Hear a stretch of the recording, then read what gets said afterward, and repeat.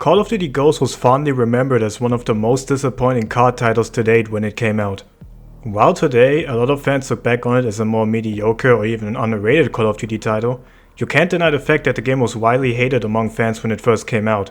This is due to a variety of different factors, coming from the developers' missteps, the state of the video game industry, and Call of Duty's competition among other, and even its own publisher. The game came out at the tail end of the last console generation's life cycle. The PlayStation 4 and the Xbox One were right around the corner, and fans were wondering how Infinity Ward and Activision are going to use that new tech to their fullest capabilities in order to deliver a new, innovative, high-quality Call of Duty title that the fans may have never seen before. And how did that turn out? Well, the CoD Ghosts reveal event was a total mess and turned Infinity Ward and Activision into a complete laughingstock. They talked about the game having a next-gen engine. A next-gen engine that wasn't graphically impressive and the 360 and PlayStation 3 could still flawlessly run on at 60 FPS. They gushed about how much better the new human models and dark models look, how fish moves out of the way this time even though Nintendo did that decades ago, and talked about dynamic maps. Dynamic maps that allow you to completely change its map flow. By holding down the X button at a specific spot to contextually destroy a user's piece of cover, or knifing open a door, or creating a new pathway by shooting down a tree. It was terrible. This was all obviously done as a response to Battlefield's destructive environment at the time. The problem was how limited it was in opportunities and how it all felt super scripted. The last feature was character customization, which is a cool addition but not next gen. Let's not act like Rainbow Six Vegas didn't achieve that in much greater detail back in 2006. Another factor was, as said before, its competition. This launched earlier that same year. Bigger, prettier, and more ambitious than Ghost, DICE and EA used all of Activision's mistakes in promoting the latest cash cow to promote their $60 update to its highly praised Battlefield 3. While Battlefield 4 certainly gave the good impression of what a proper next-gen title could be, it didn't show us anything that couldn't be done on last-gen hardware and was a total mess at launch, that almost took a year to fix. Nonetheless, once the bugs cleared up, more and more players, among many CoD fans, hopped back into the game out of desperation for a new shooter to grind on and enjoyed their time. And the last problem was this. Yeah, pressure was even coming from their own crew. Treyarch delivered with Black Ops 2 one of its most beloved CoD games till this day, with a campaign that while narratively wasn't as strong as many other games, but brought in enough new features for it to be remembered. Its mostly solid multiplayer, which aside from connection and a few balancing issues, was one of its most fun to date, and a zombies mode that has a few flops in its map selection and questionable design choices, and a horrible on-disc experience, but gave us new modes and two of the best zombies maps of all time, Mob of the Dead and Origins, with Origins acting almost like a blueprint for Black Ops 3's zombie map design. There was a lot of praise at the time, and Infinity Ward had to put in a lot of work just to follow that up with an at least equally good title. Did it work? Hell no. CoD Ghosts was, for a lot of people, exactly what they expected it to be after being unimpressed by Activision's promotional run.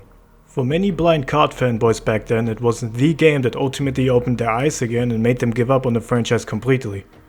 Well, at least for the next 12 months until the next one was out. The campaign was a huge step back after BO2 feature-wise. Its story was mostly forgettable and it didn't have any standout moments other than Riley being Infinity Ward's own version of Crypto. I understand why they now brought them back in Modern Warfare. Its new co-op mode, Extinction, wasn't exactly on zombies level either.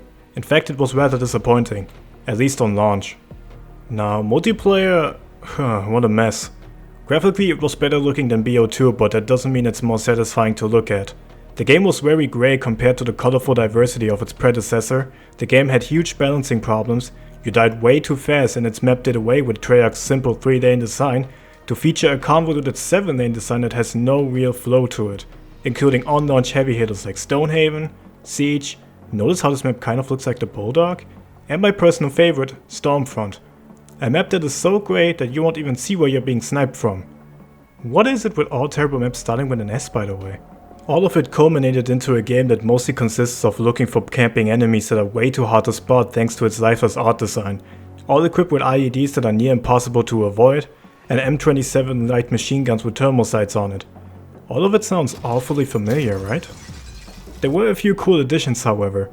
For example, from my experience, the netcode was somehow near perfect almost all the time, the scoreboard being on the top right of the screen instead of right in the middle, squad points, and its character selection of 10, which gives you tons of custom classes to create.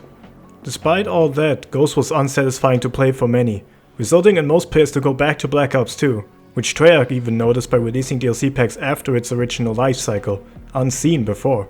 Activision releasing a whole multiplayer demo to bring in new players featuring the best maps of the game, also unseen before, and ultimately having to double down on its map offerings for its season pass. Because why would you ask your disgruntled customer for another $50 for throat-sawing torture experiments over the span of 4 map packs? And this is what the video is actually about, in case you forgot to look at the video title in the last 5 minutes. Because despite what most might have expected, Infinity Ward completely turned around their whole design philosophy on Ghosts maps, and instead offered more mid-sized maps which took place at way more interesting vistas with a lot more color to them. They clearly took design cues and inspiration from BO2 to some extent, but that doesn't mean that they didn't have their own original twist to it. Taking advantage of Ghost's field order system, which handed you a challenge to complete in exchange for a care package with a map-based killstreak in it, IW made sure that what they offered in the DLCs is anything but we've seen in the entire Call of Duty franchise before. Ghosts had the craziest DLC rollout out of its entire franchise post-launch till this day, and it's now time to go into detail about it. DLC 1: Onslaught. Onslaught was a solid start into the Ghost DLC season.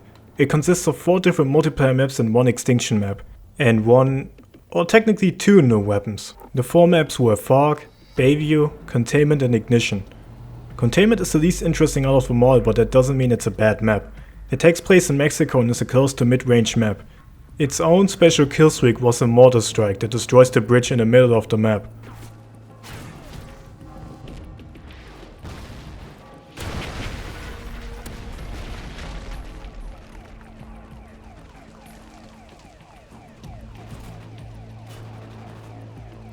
Bayview takes place on the Marina Boardwalk in California. The map plays well and looks aesthetically pleasing, at least for CoD standards. The map has another mortar strike killstreak that frankly doesn't do anything map flow wise.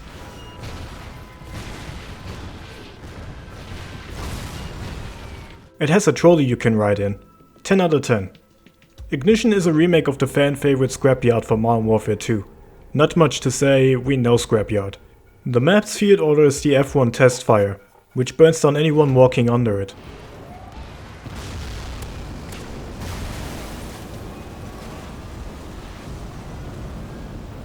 But now it's time for things to get interesting. Fog is another medium-sized map. It has an ominous and creepy presentation, taking inspiration from classic horror like Evil Dead or Halloween. The Halloween inspiration even goes as far as its killstreaks. Once you finish its field order, you gain control of Michael Myers himself, hunting down people with your axe while the official Halloween theme from 1978 is playing, which every player in the session can hear. Sounds kinda crazy already, but believe me, this is only the start. Oh, and what about Extinction and its DLC guns? Well, DLC 1 featured Nightfall, its next chapter in the Extinction saga. It features some serious improvements over its severely lacking launch map, like more story bits in the form of more dialogue and collectibles, an actual boss fight, a new enemy type and its own wonder weapon, the Venom X. A gun we will see more often in this video, and not just in Extinction. It's a cool looking acid grenade launcher that's refilled by stuffing some liquid stuff from Cryptic X inside of it. Don't ask how this works, just go with it. But overall it's a good map. The DLC gun of Onslaught is the Maverick Assault Rifle, or Maverick A2, its sniper rifle variant. It's a decent gun, but you cannot switch it on the fly like you could with different guns in Infinite Warfare, and it counts as its own separate weapon each. DLC 2, Devastation. Infinity Ward turned things up a notch with DLC 2, and it's also personally my favorite one. The first map is Collision. It takes place on a crashed container ship and reminds me a little bit of Hijack from BO2, especially with that underground segway in the middle. Its map streak is the A10 Warthog, also previously seen in BO2. With the difference being that you can actually take control of it. But I can barely hit anything with it, so I hope they would have made it passive. Or at least give the option between the two like AW did. Behemoth's premise sounds ridiculous. It's a mid to long range map that takes place on a giant earth excavator. Thus, its map layout looks and feels strange and ultimately not that fun to play. Its killstreak is essentially the chopper gunner from BO1. Also, I kinda like this transition into regular gameplay that it has.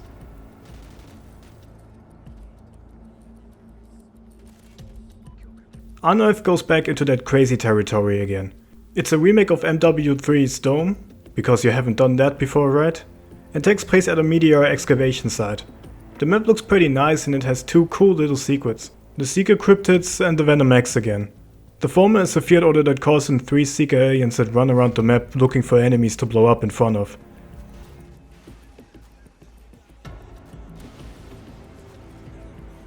In order to get the Venom X, you have to blow up the cable suspenders to get this crane to fall. Hop inside it to pick it up and fire as you would in Extinction to blow people up. It's pretty strong, but can kill you quite easily, so be careful, especially since you don't get it back after you respawn. The last map, Ruins, takes place in the Maya Temple. It has 2 field orders, one of which causes the active volcano in the background to erupt and hit players in the middle of the map. But the second one is insane. It lets you play as the Predator. Now, movie tie-ins aren't anything new, especially since the Predator has also made its appearance in other games before, but the way it was implemented was just awesome. You got your active camo, heat-seeking vision, the Predator cannon and its cool looking whiz blades. And you also had its self-destruct mode, which wipes out the entire enemy team once you die, like Deadman's Hand from Modern Warfare 3 turned to 11. He was OP, but fun to play as. Devastation's DLC weapon was the Whipper, an AR SMG hybrid that you can switch on the fly. And it was incredibly powerful. Sucks that it had to be a gun behind paywall though. It made its debut in Ghosts but came back later as a variant of Infinite Warfare. Let's get to the Extinction map. Mayday, the second Extinction DLC, was an even bigger improvement than Nightfall. It has more set pieces, is even longer with a runtime of around 1 hour and 30 minutes, introduces more new enemy types and optional side doors, which reveal hidden contents like attachments, money and buildables. It also gives us 3 new iterations of the Venom X, a fire variant, an electric variant, and this purple variant that spawns friendly alien turrets. Somebody at Infinity Ward enjoyed Origins a little too much. Overall, despite some annoyances like the new enemies and the boss fight going on for a little too long, it's easily my favorite map out of all Extinction maps. DLC 3 was in my opinion not as strong as the first 2 DLC entries, but had some interesting elements in it regardless. Its first map, Pharaoh, takes place at an ancient palace in Egypt. Its field order is the Blessing of Anubis, a very fancy term for essentially specialist bonus for Modern Warfare 3. It grants you all of the perks in the game for a total of 3 lives. Mutiny plays in a Caribbean island at an abandoned pirate ship. It has a spooky vibe to it, but in a campy way actually, because despite an unimportant cannon fire field order from another ship just disguised as an airstrike, the other field order is calling 2 other ghost pirates to fight by your side. Yeah. Man, this game really lives up to its name. Departed is set in a Mexican town during the Dia de los Muertos celebration. Picking up its field order killstreak turns you into a death mariachi. You have more health, weird 244 magnums, and every player you kill turns into a temporary squad mate. Not gonna lie, picking off enemy players with these 2 things makes you feel badass, especially seeing them turn into allies right after. The last map was a lot of people's favorite. It was back in the day, and if you ask somebody, probably also in this map pack. Favela, the Modern Warfare 2 map, 1-to-1, just remastered. Its only difference between this and the original was the graphical fidelity. What gives the map its cherry on top though is the map's killstreak. Upon finishing its field order you gain access to the Y8 gunship, which is basically the AC-130 from Modern Warfare 2. This isn't the last time that they're going to ride the nostalgia wave this hard. We're going to see more of it in DLC 4. But first, Extinction's third DLC. Invasion features the map Awakening. It takes place in this beautiful hive of cryptids. It brings in a bunch of new enemies, like this annoying gargoyle right there. You can jump very high for some reason, but not quite Halo 3 levels of high. And a new weapon attachment called the Arc, an improved muzzle brake that looks cooler and also sounds cooler. My only gripe I got with this map is its final moments. The lack of proper boss fight, and rather decides on a defend the towers until you escape back to the start in record time type of ending. The second part sounds intense, and it is, but it's just taking the concept from its very first map, and it has this very anticlimactic ending. Wow, that's it? The map isn't bad, but that doesn't change the formula enough to really put it higher in the ranking for me. The last DLC, Nemesis. Its first map, Sub-Zero, takes place at a sub-base in Canada. Its field order is... Wait, can you help me out here, Mark Rubin? Blizzard hits the base, and people start dying. Yeah, thank you, Mr. Obvious.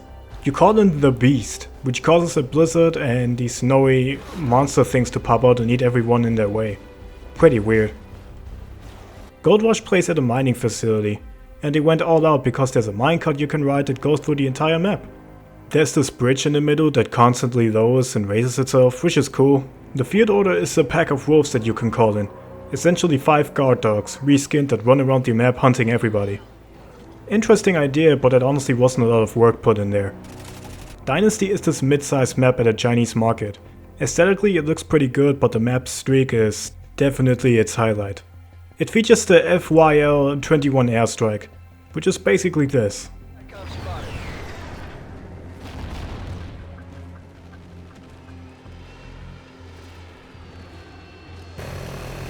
Yeah, the Harrier for Modern Warfare 2. Told you they were going to do this again. Now the last map, and it's probably an unpopular opinion, is one of my favorite map remakes in Call of Duty history. Showtime. A remake from Call of Duty 4's Shipment. They took its kind of bland setting and completely turned it around into something crazy. It now takes place in a stealth arena that's part of a game show. All with its announcer, billboards and everything. Later on a few doors open up and the map expands a bit, which I actually like since it gives you at least a little bit of breathing rooms in case you need to regenerate health, reload or use a killstreak. Its field order is the slot machine, which can either drop some toxic gas, some turrets around the entire map, drop some care packages, or all of those 3 combined.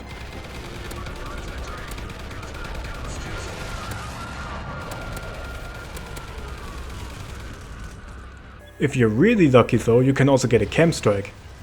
The premise of this whole map is absolutely ridiculous and I love it. I hope other developers explore this kind of death battle arena setting in shooters more often. I have a soft spot for those. And here's its last extinction map, Exodus. Now Exodus does things a little bit differently this time. The map isn't as linear as its predecessors and there's 3 different entrances to start from. Makes it a difference however because you'll end up visiting the same places anyway. It has a new wonder weapon, the NX-1 Disruptor. It's not as cool or nearly as fun to use as the Venom X, I can say that. Its ammunition recharges itself and it fires those electric balls with every shot and can also be charged for an even more powerful shot. It's pretty good against the Ancestors, which are the new enemy type in this map. They are bullet sponges that deal out those void projectile attacks that can damage you or the generator you're defending by a lot if you're not careful. The ending is another defend the position type of mission. But a little bit different this time because defeating an ancestor actually charges up the device you're defending by a good amount, so you're required more than just to stay alive during that phase. I like the map overall, but it's not Nightfall or Mayday. It's in 3rd place for me and is better than Awakening or the On-Disk map, Point of Contact to me. So yeah, that's all of the map DLC. There's also some microtransaction stuff in there, so let's quickly cover that. First off are the weapon camos. They were sold for $2 each and came with calling cards, reticles and emblems, before we had to earn them in supply drops or buy them in $20 bundles. There's nothing too crazy on there and BO2's DLC camo selection was more interesting. Some character skins, like this overpriced astronaut skin, characters from the Modern Warfare games that were ripped straight from the original like Simon Goes Riley over here, and oh look, it seems like I already have the UDT bundle from Modern Warfare here. Campaign characters sold for money. Who cares about the Ghost storyline this much to buy this? A new skin for your guard dog, some extra class slots which are useless thanks to the game's character system, and the DLC guns being sold separately. There's really nothing worth the money on display here, which 2013 me would have definitely not agreed with. Aside from one thing.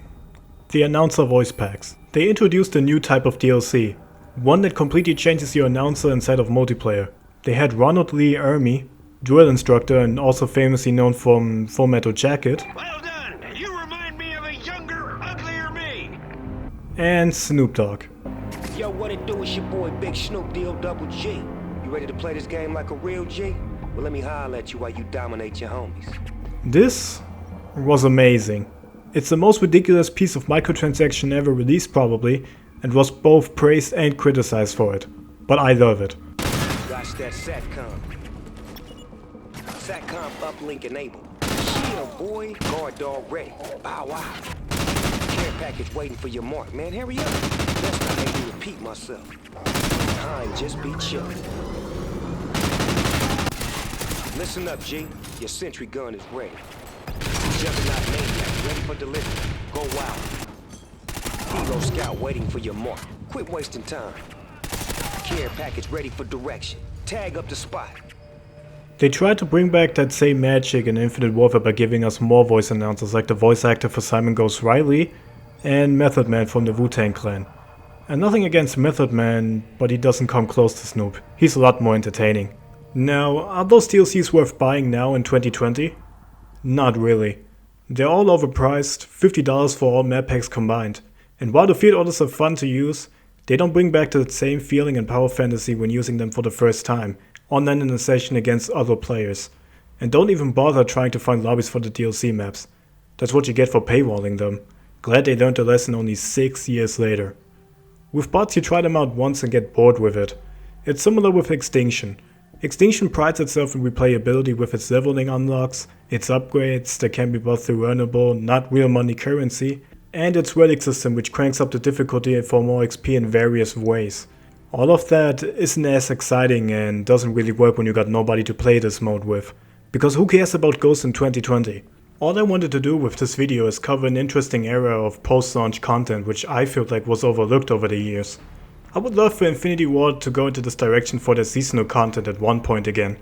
But that's kind of unlikely because both Modern Warfare and probably the next Call of Duty would take themselves way more seriously than the franchise ever did in history.